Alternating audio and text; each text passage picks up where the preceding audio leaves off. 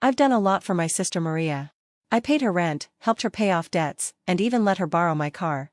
But when she crashed it, she called the police on me. My parents sided with her, so I decided to teach them a lesson they'd never forget. My name is Logan Carter, and I'm 32. For most of my life, I've been fixing my younger sister Maria's problems, paying her bills, cleaning up her messes, and bailing her out every time she made a mistake. And she made a lot of mistakes.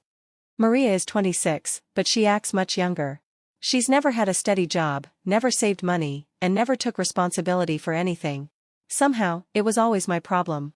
Our parents, David and Linda, thought Maria couldn't handle the world on her own. Mom said she was a free spirit and needed time to figure things out. Dad just ignored her. So, when Maria dropped out of college and moved back home, I ended up taking care of her. Logan, you're the older one. You've always been the responsible one. Maria just needs some help. She'll grow up soon, they'd say. That help turned into years of me paying her bills. I paid her rent when she couldn't afford it.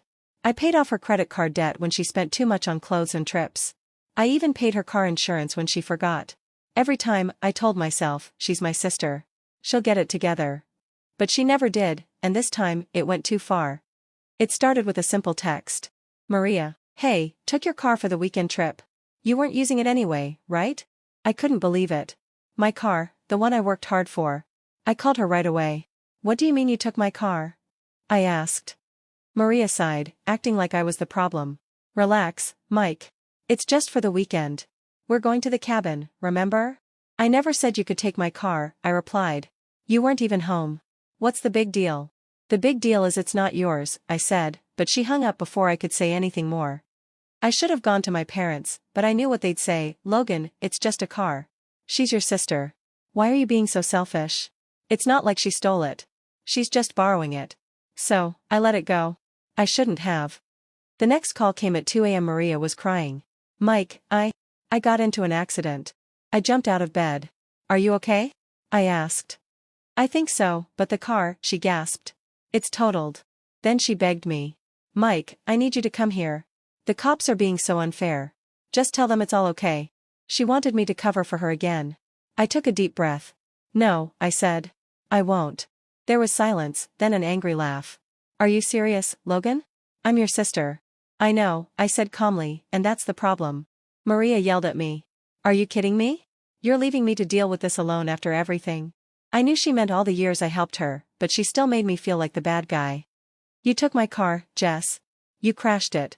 And now you want me to cover for you. Do you even hear yourself? I said. She scoffed.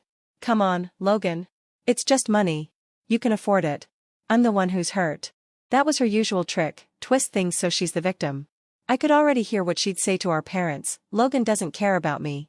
I got in an accident, and he just left me. I knew they'd believe her. I don't care anymore, I said. Call Mom and Dad. Maybe they'll finally take responsibility for you. I'm done. And I hung up. The next morning, I got exactly what I expected, my parents bombarding my phone with messages. Mom, Logan, what's wrong with you? Your sister could have died. Dad, we raised you better than this.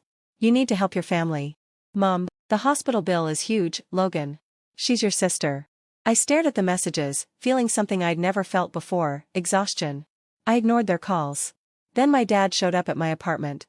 I opened the door to find him standing there, arms crossed, red-faced with anger. Get dressed, he said. We're going to the hospital. I almost laughed. No, we're not. Dad's eyes narrowed. Logan, you're acting like a selfish brat. Your sister needs you. I crossed my arms. You mean she needs my money? He didn't even flinch. She's family, Logan. You don't just turn your back on family. I took a deep breath. Funny how that only applies when I'm giving, and Maria's taking. Dad's jaw tightened. You're making this harder than it needs to be. No, Dad, I said. You made it harder when you decided Maria's life was my responsibility, not yours. She's your daughter. Why don't you pay her medical bills? We don't have that kind of money, he snapped. There it was, the real reason for all of this. I tilted my head. But I do, right? That's what this is about. It's always about money with you people. Dad's face turned red. Logan, this is your last chance. Either you help, or you're out of this family. I laughed, a real laugh. Out of this family? Dad, I was never in it. I was just the emergency cash fund you guilted into keeping the house running. I grabbed the door and said, good luck with Maria, looking him in the eyes. Because I'm done. And I shut the door. 2 days passed. No calls, no texts. I should have felt relieved, but something didn't feel right. Maria wasn't the type to give up. Then, on the third day, the police knocked on my door. At the police station, they told me Maria had claimed I stole her car, crashed it, and left her stranded. They even said I threatened her. It was a lie. I showed them the text where Maria admitted she took my car. The officer was surprised and said it was interesting. When I asked to file my own report, I did, against Maria for stealing my car. That's when the tables turned. Back home, my phone was full of messages from my parents and Maria. "Logan, what did you do? Drop this now, you're ruining Maria's life. She's your sister, family forgives." Then one final message from Maria: "You're dead to me." I stared at the screen, my heart racing, but then I smiled. For the first time, I felt free. I thought things would get messy, but not this quickly. By the time the police reviewed my stolen car report, Maria was in big trouble. It wasn't just a small problem anymore, she was facing serious charges, like grand theft auto and filing a false police report. But the biggest issue came when she lost her job. The next morning, I got a call, not from Maria, not from my parents, but from her boss. "Mr. Carter, this is Dana Fields from Hamilton and Company." I was confused. Why was her employer calling me? "Yes?" I answered. "Dana, we're investigating an employee, Maria Carter. Your name came up in a police report, and we need to verify some details." My heart raced. "What details?" "Dana, your sister mentioned you as a character witness for an internal review. We need to know if she's involved in any legal matters that might affect the case." I couldn't help but laugh. "Logan, legal matters? Like stealing my car and lying to the police?" There was a pause. "Dana, I see. Thanks for the information, Mr. Carter." Click. Less than 3 hours later, Maria called me. First call, 10:37 a.m., I ignored it. Second call, 10:42 a.m., ignored again. Third call, 10:45 a.m., voicemail. I listened to it.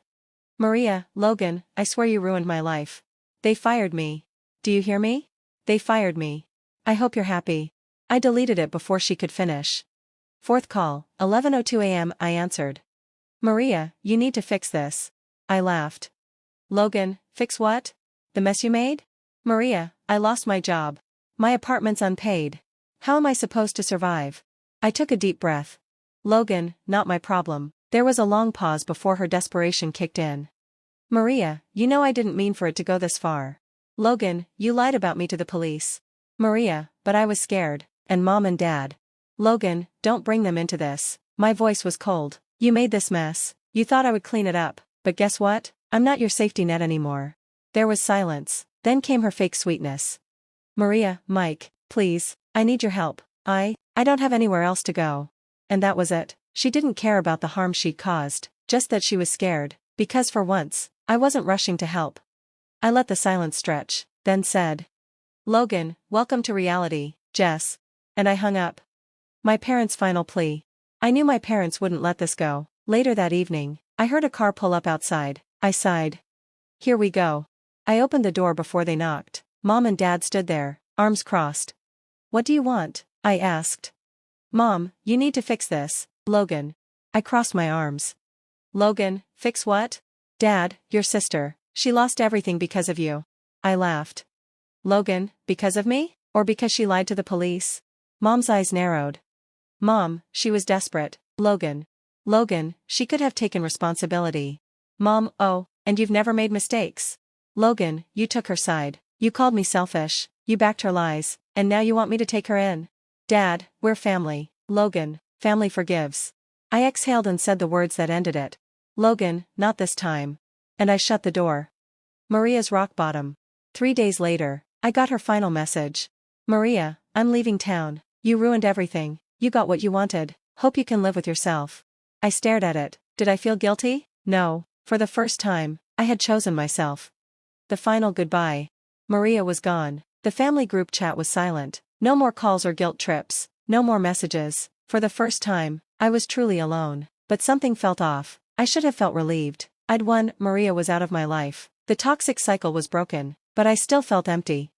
Maybe because, deep down, I had always hoped she'd change. Maybe because I still wanted to be her brother. Then there was a soft knock on the door. I frowned and checked my phone. No messages. No calls. I opened the door and froze. It was Maria, but she wasn't the same. Her hair was messy, clothes wrinkled, and the usual arrogance was gone. Instead, there was something else, desperation. She looked like someone who had lost everything. "Maria?" I said, my voice cold. She swallowed hard. "Maria, I have nowhere else to go." The last conversation. I just stared at her. Years of resentment, anger, and exhaustion bubbled up. All the times I helped her, all the times she called me selfish while taking my money, and now, she was here, begging. "Maria, please, Logan," she whispered. I clenched my jaw. "Logan, you tried to get me arrested, Jess." She flinched. "Maria, I know. Logan, you expect me to forget that?" She looked down. "Maria, I don't expect anything, I have nothing left." She wasn't lying, she was truly alone. "Maria, I don't need money, I don't need a place to stay, I just need my brother back." And there it was, the raw truth. She wasn't demanding. For the first time in years, she looked like my little sister again. That scared me more than anything, because I knew this was the moment I had to choose. The decision. I took a deep breath. I had always been the one to clean up her mess. If I let her back in, nothing would change. She needed to fall. She needed to hit rock bottom. I saw the panic in her eyes. "Maria, please, Logan, I swear I'll change. Just give me a chance." "Logan, I gave you 100 chances. Maria, you're my brother, you're supposed to help me." There it was again, that same entitlement. "Logan, and what have you ever done for me?" She blinked. "Logan, what have you ever done for me? You took my car, you destroyed it, you tried to have me arrested, and now you expect me to forgive you?" Her lips trembled. "Maria, I thought we were family." I stared at her for a long time, then said quietly, "Logan, a family doesn't do what you did to me." Her face fell, like I'd slapped her. I shook my head. "Logan, I hope you figure it out, Jess, but I can't be in your life anymore." Her breath hitched. "Maria, please." "Logan, goodbye, Jess." And for the last time, I shut the door. Epilogue, a new beginning. 2 months later, I moved to a new city, a new job, no calls from my parents, no messages from Maria, and you know what? I didn't miss them, I was living for me. Some nights, I thought about her, wondered if she was okay, but then I'd remind myself, this was the only way she'd ever learn. I wasn't angry or bitter anymore, I was just free, and I never looked back. Final update, I cut off my toxic sister and family. Here's how it ended.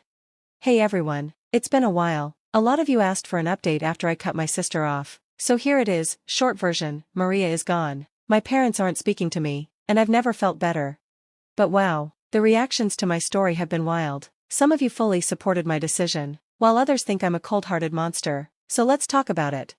To those who supported me, I truly appreciate all the encouragement. So many of you shared your own stories about cutting off toxic family members, and it really helped me feel less alone. Setting boundaries is never easy, especially when you're raised to believe that means sacrifice, but at some point, you have to ask yourself, sacrifice for who, and at what cost?